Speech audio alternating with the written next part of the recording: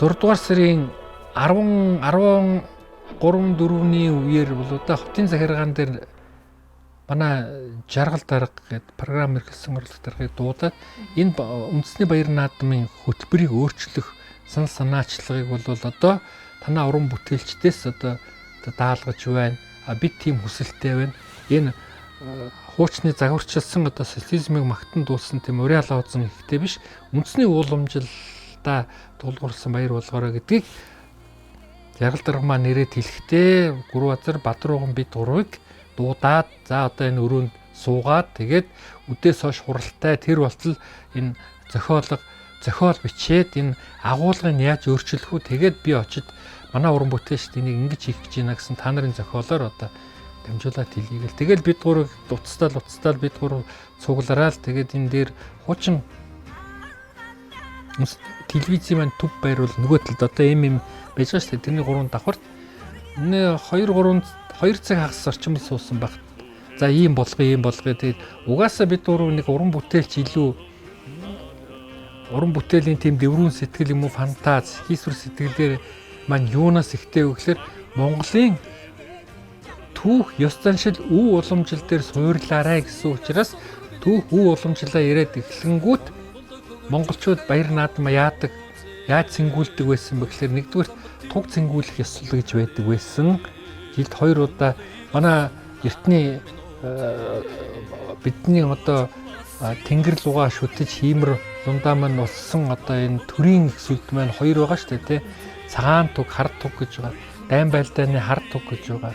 Инх цагийн амьдралын цагаан туг гэж байгаа. Эний чинь жилд цэнгүүлдэг ёслолтой байсан, ёс уламжтай. Хэрвээ тэрийг хуучин цагт бол даншиг наадамд яаж цэнгүүлдэг байсан байх уу? Тэгвэл ардын 21 оноос хойш ардын их баяр наадмыг 7 дугаар сар тэмдэглэх болоход энийг үндэсний их баяр наадам болгоёг бол энэ цагаан тугаа цэнгүүлэх хэрэгтэй маань 9 хөлт тугаар хүрээлүүлээд тэрнийг тусгай одоо Мортон Баатар ирчүүд авч орж ирэх ёстой юм байна.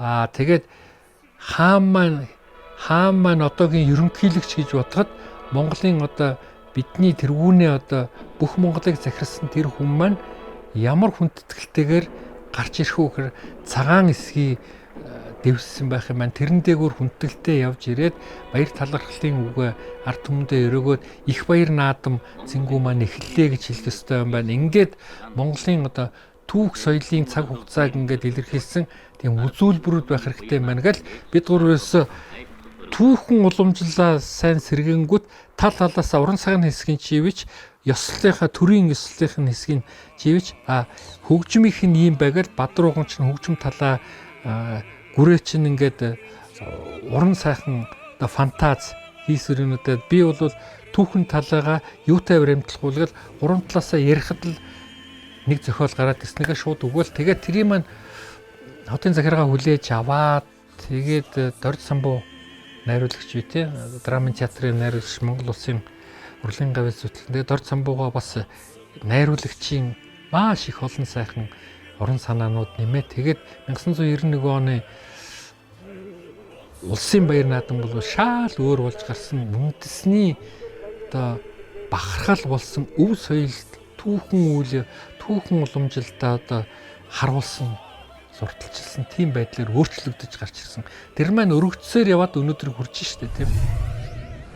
Гүрбазар Дэлгийгч Бадрууган асан бид 3 баг залуугасаа л уран бүтээлийн ажил 4 харшид нийлээд хамт зовлон жаргалаа хуваалцаж бие биенийг ямар ч хүнд нөхцөлд ямар ч ярууд тохиолдолд ойлгож дэмжиж чадаагүйсэн бол бас энэ зохиол гарахгүй байсан байж магадгүй. Хүн болгон өөрийнхөө амбиц өөрийнхөө нэр хүндийг бодоод муу санаалаад хүнд юм хэлэхгүйгээр ганц нэгээр явсан бол ийм зохиол гарахгүй байсан гэж бодож байна. Тэгэхээр Монголын энэ сайхан өв уламжлалыг хадгалсан тусгаар тогтнолын маань бэлэг тэмдэг болсон энэ баяр наадмын энэ цэнгүүний дээд мандаас нэвтрүүлгийг хийхэд бидний 3 уран бүтээлч бусад уран бүтээлчдийн авьяас хүч чадал чин сэтгэлийг нэгтгэж чадаж зангиж чадсанаар гайхамшиг.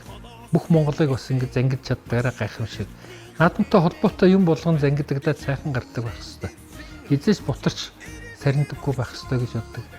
Үүнд л тэр 9 хөл цагаан туг Монголын төрийн мэнд албаа мандж байгаа учир холбогдол гэж ойлгож болно л да.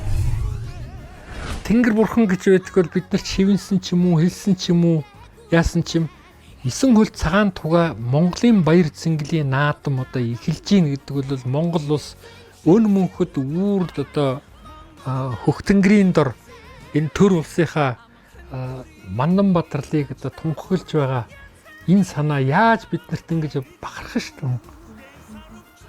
Тэр өнөөдрийн тэмдэглэж байгаа, нодлонгийн тэмдэглэж байгаа, уржингийн тэмдэглэж байгаа баяр наадмын энэ сайхан цэнгэн шоу тоглолт яаж ч өргөжөөд, яаж ч баяжаад хичнээн сайхан боллоо ч гэсэн энэ бүхэн маань энэ 9 хөл цагаан тугаараа Монгол улсын маань, эх орны маань баяр цэнгэлийн дэд төрийн их наадам эхэлж байгаа гэдэгт л одоо хамгийн гол агуулга баярл болж байгаа. Жишээлбэл одоо ерөнхийлөгч Монгол дээлтэй, Монгол гуталтай, сампин ороотой, дөрвөн талт малгайтай. Тэгээд цав цагаан хэсгийн дээгүүр явуулах ихэд одоо нэг би ч юм уу хэн нэгэн төсөл. Тэгээд тэр цагаан хэсгийн одоо байгаа мó ч гэдэг юм уу те. 9 хөл одоо цагаан тугаа одоо ингээд залъя гэхэр ч одоо тэр тугийг ч одоо юугаар хийх юм бэ? Мяцаар хийх юм, олсоор хийх юм, юугаар хийх юм? Адуунаас сүл хаанаас авах юм бэ? Энэ бол бүтбүүч гэдэг юм. Ингээд бие биенийг няцаасан юмнууд зөндөө гарахад бид нар тулсан энэ бүх нөхцөлд бол энийг хийх ёстой, хийхийн тулд бүх хүмүүсийг дайшлах хэрэгтэй гэж. Тэг чи манай бүрээ ирдэг ус шүү дээ. Тэр богинохон хугацаанд тэр төрийн мэн цагаан сүлд болсон тэр 9 хөл тугийн тэр гол одоо тугаа одоо хичнээн адууны дээл сүлгээ тэр богино хугацаанд хинтээ аймгаас л авчирсан ингээл явцыг нь бол гүрээ чи нэг дэндээс ингээл сонсон шүү дээ тийм. Гэтэл хөгжмийн тухай хувьд бол ингээд жишээл Бадруухан бол зөвлөн шүү дээ. Монголын төрийн наадам ямар уртын дуугаар эхлэх ёстой вэ? Уртын дуугаар эхлэх ёстой. Уртын дуу бол баяр наадмын цэнгэлд ихшиглүүлдэг, дуулдаг дуу гэж байна. Уйтар гуниг зовлонд дуулдаг дуу гэж байна. Тийм үү? Тэгэл янз бүрийн байна. Тэгвэл энэ дотроос эзэн Чингис минь гэсэн дуугаар эхлэх юм уу?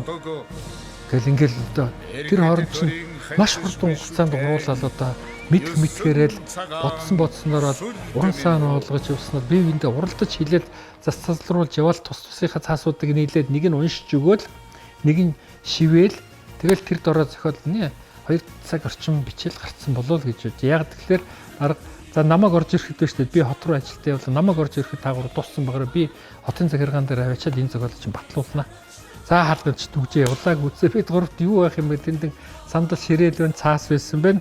Цонхоор харлаа гадаа жоохон бороо орж ирсэн бол яасан бол өөрөө гарах газар байхгүй юм чинь тэгэл хийсэн. Тийм учраас хоёр нөхрийн мань энд оруулсан хувь нэмэр гэдэг бол гайхалтай юм. Тэгэхэд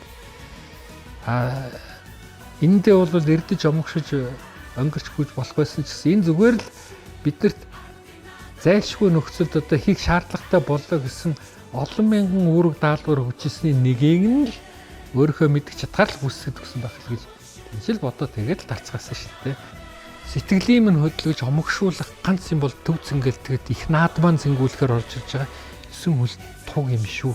Энийг газар дэлхийн хаач байсан Монгол хүн харах юм бол өөрийн эрэхгүй догтлон зүрхэн зөхөн нулимсан гарна ямар нэгэн тийм далдын хүчний омгшилд автна. Энэ байгаа учраас ач холбогдол үн цэнийг тэгж ойлгодог. Ингүүлэх одоо тэр уран бүтээлчдийн одоо хамтын санаа сэтлэгч үүсгэснээр бидний үнхийн үрдийн бахархал болж үлдэх ёстой болов гэж боддог. Үеийн найруулагчд бол энийг улам сайхан баяжуулж одоо Монголын үндэстэн ясны маань сор болсон авьяаслаг уран бүтээлч өвгүүдийн гайхамшиг тоглолтоор баяжуулаад яваалгах тусам улам л сайхан болох байх гэж үзэж байна. Тэр бүгний голд 9 хөл туг маань мандчих ёстой.